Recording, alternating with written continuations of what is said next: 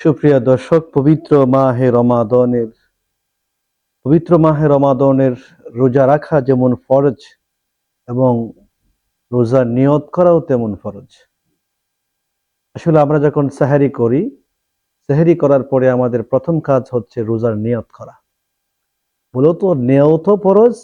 রোজাটা সারাদিন যে রাখবো, সিয়াম সাধনা করব, এই সিয়াম সাধনাটা, এই সারাদিন শুধু যে উপহাস থাকা, এই শুধু সারাদিন উপহাস থাকা না।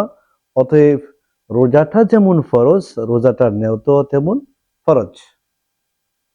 মূলত রোজার নিয়ত অবশ্যই করতে হবে।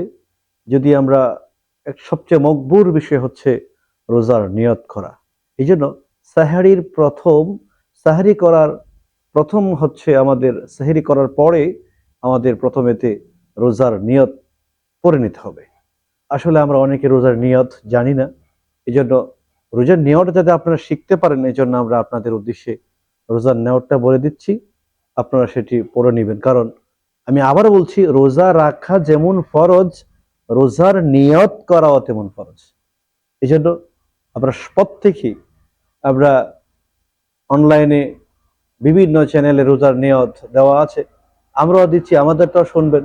কারণ রোজার নিয়ত রাখা, রোজার নিয়ত করা এটা অবশ্যই ফরজ। কারণ 30টা রোজা, 30টা ফরজ, 30 নেওতেও 30 ফরজ, 60টি ফরজ কিন্তু এটাতে আমরা রোজাতে পাচ্ছি। তবে আমরা কেন নিয়ত না করে আমরা সে ফরজ থেকে মাহরুম হব? অবশ্যই আমরা রোজার নিয়তটা করব। রোজার নিয়ত হচ্ছে নাওয়াইতু আন আসুম্মা গাদাম মিন শাহরি রমাদানাল মুবারক ফারদাল্লাকা ইয়া আল্লাহ ফাতাকাব্বাল মিন্নি ইন্নাকা আনতাস সামিউল আলিম। আবার বলছি, আপনারা শিখে নেবেন। নাওয়াইতু আন আসুম্মা গাদাম মিন শাহরি রমাদানাল মুবারক ফারদাল্লাকা ইয়া আল্লাহ ফাতাকাব্বাল মিন্নি ইন্নাকা আনতাস সামিউল আলিম।